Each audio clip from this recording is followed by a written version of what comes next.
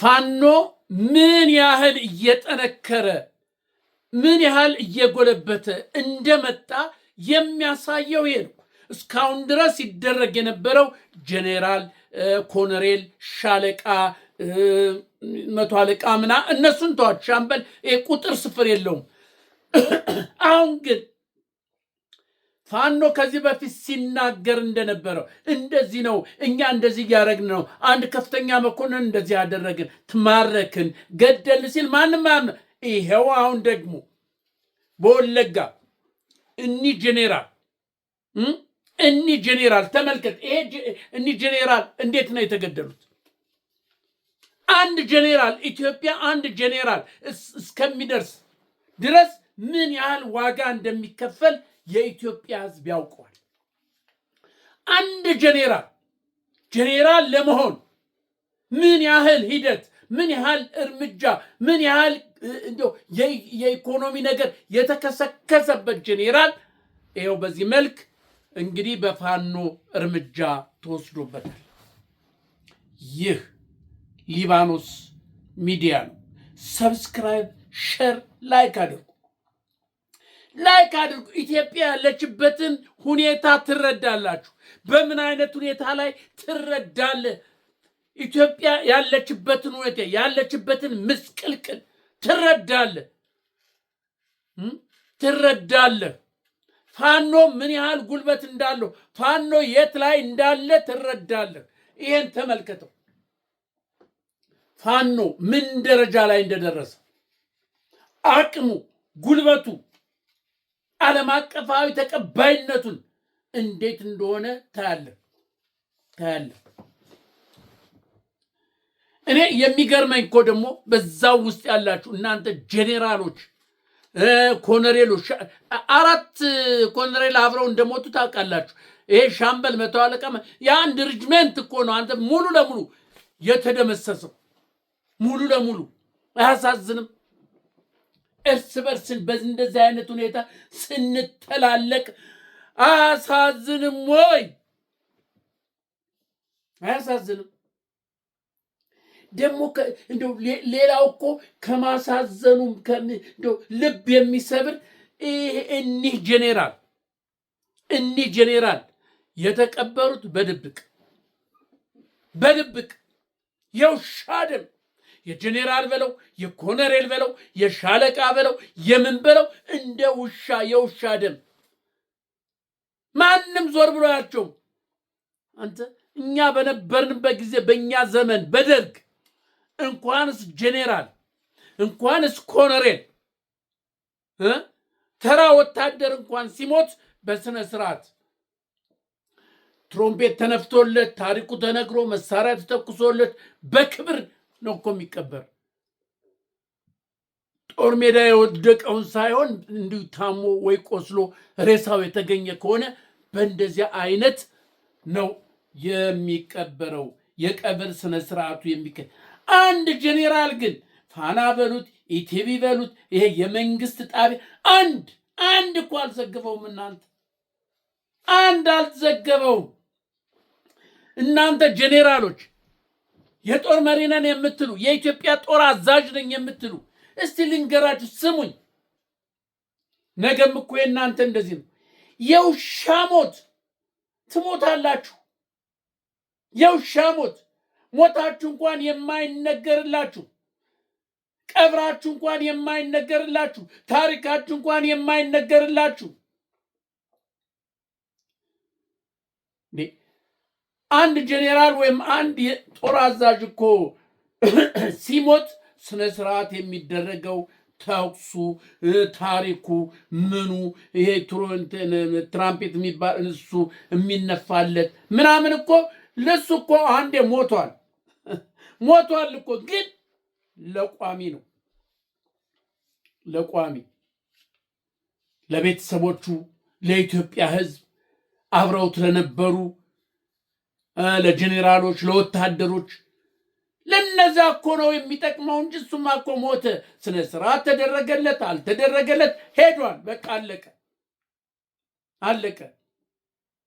የአማራ ደም፣ የኦሮሞ ደም፣ የትግራዊ ደም፣ የአፋሩ ደም፣ የደቡቡ ደም፣ የወላይታው ደም፣ የጉራጌው ደም፣ የሻንቅላው የሽናሻው ደም በእንደዚህ አይነት ሁኔታ ይፈርዳል። አወዳደቃችሁ እንኳን አሟሟታችሁ እንኳን አያምርም።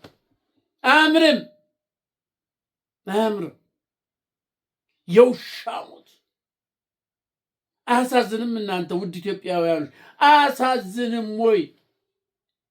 እንዴት አንድ ሰው ለአገሩ የሰራ ለወገን የሰራ ያለ የውሻ ሞት በእርስ በርስ ይሞታል?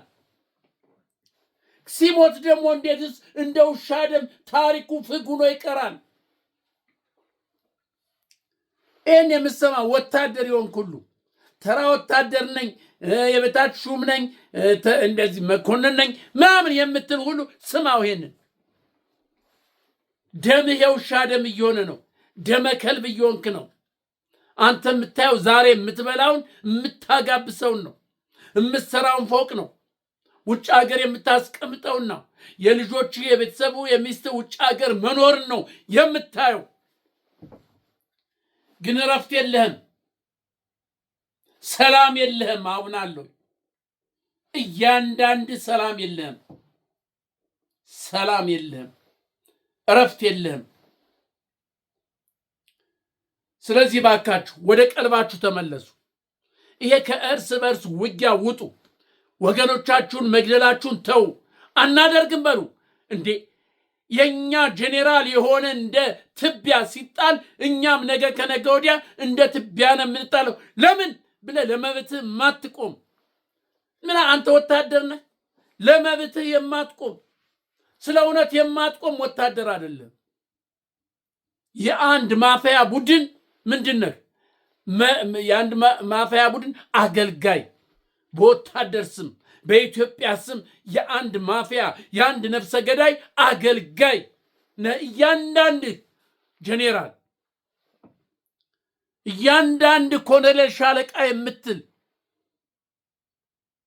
የማፊያ ቡድን መሪ ነህ እንጂ የኢትዮጵያ መሪ አይደላችሁ። የኢትዮጵያማ ወታደሩ ናችሁ። የኢትዮጵያን ዳር ድንበር የምታስከብሩ ብትሆኑማ ታሪካችሁ ፍግ ሆኖ አይቀርም ነበር። ሬሳችሁ ፍግ አይሆንም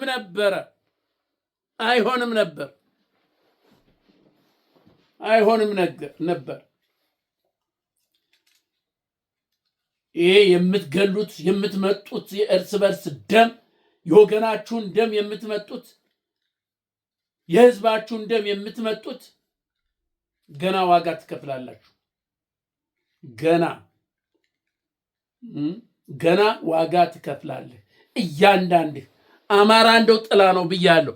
ፋኖ ጥላህ ነው ብያለሁ። ጄኔራል በለው፣ ኮሎኔል በለው፣ ምን የፈለግከውን በለው፣ ሚኒስቴር በለው፣ የፓርቲ ምናምን ምን በለው፣ ፋኖ ጥላ ነው። ጥላ ነው። በሚያመቸው በሚፈልግበት ሰዓት የሚያደርገውን ያውቃል። ጥላ ነው ብያለሁ።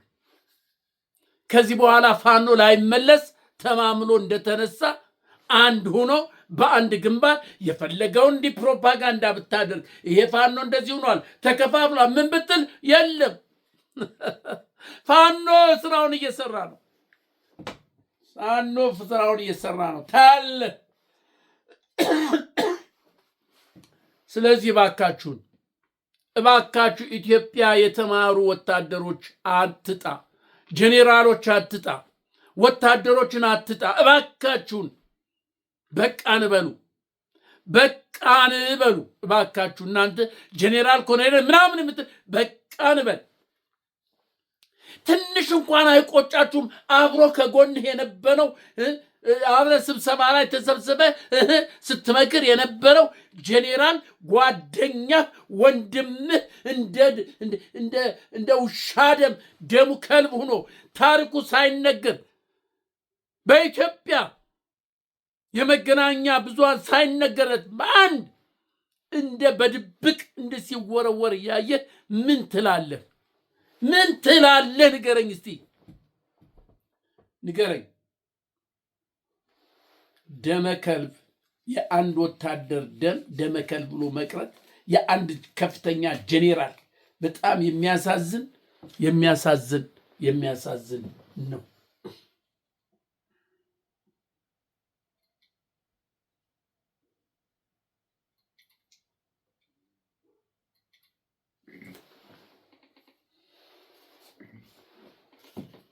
ተመልከት ይሄን ሰው ለዚህ ጄኔራል ተመልከት፣ ስሙን እያየ ነው።